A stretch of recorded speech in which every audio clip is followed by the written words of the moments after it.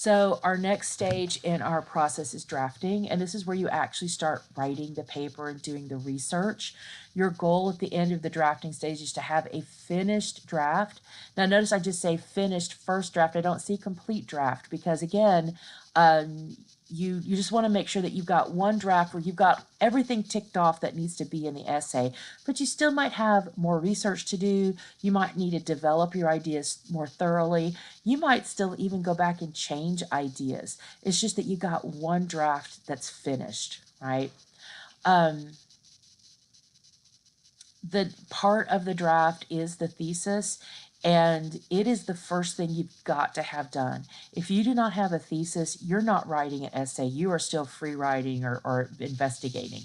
So your thesis is the point of the essay. It's the one sentence where you tell your reader specifically, what are you talking about and what are you going to tell them about it?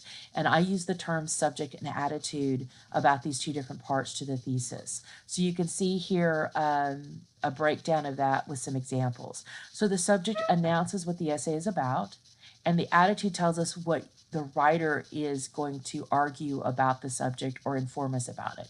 So here's some examples with the topic guns on campus. So letting people carry guns on the SSC campus, that's your topic. If all you have there is that, you don't have a complete thought, right? It's not a complete sentence because we just have a subject. We don't know what the writer is going to tell us about that. That's the underlying point. Could lead to unintended and harmful consequences. In the second one, the subject, SSC stakeholders who wish for a safer environment. We don't know what the writer is going to tell us yet. This is just the topic. I could assign all of us to write about that topic, and each of you would have your own attitude to make it your own, right? So here the author is saying, we'll support the latest proposal for guns on campus. So thesis statements are not statements of fact. For example, there is a proposal to make guns on campus legal. That's not a thesis. They're not statements of the obvious. Not everyone supports guns on campus. If it's that obvious, then you don't need to write an essay about it. We write essays about things that need to be clarified, or that you want to show people a position or a side to an issue that they've never thought about or they haven't really thoroughly investigated. So if it's obvious, then it's not something you write an essay about. It's not an announcement of intent. So you never say this essay will blah, blah, blah. You don't say I will in this paper prove or do or something like that. We just state what we're going to do without saying I. And then it's usually not a pro-con statement unless your teacher has specifically assigned a pro-con paper, right? So an example of that would be there are good and bad points to the issue of guns on campus. You know, if you're asked to make an argument and choose a position, then this would be mainly just informative.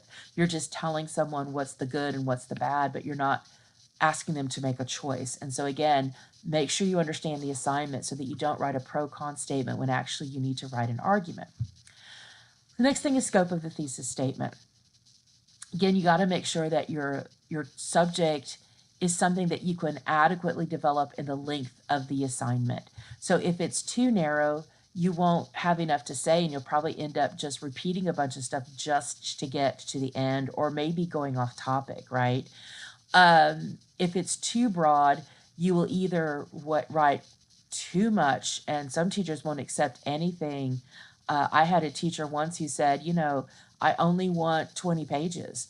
And I know you're all shuddering at the idea of writing 20-page essay. This is grad school. But they said, you know, after 20 pages, you know, we won't even read it, right? So wherever that 20 page is, anything that comes after, it's just, you know, nothing, right? So again, you do have some teachers that seriously only want a specific amount of information. But another problem with being too broad is that sometimes you don't develop the ideas adequately enough, right? Because you're trying to fit it within a length. So again, we want the thesis to be like Goldilocks, right? Not too hot, not too cold, but just right.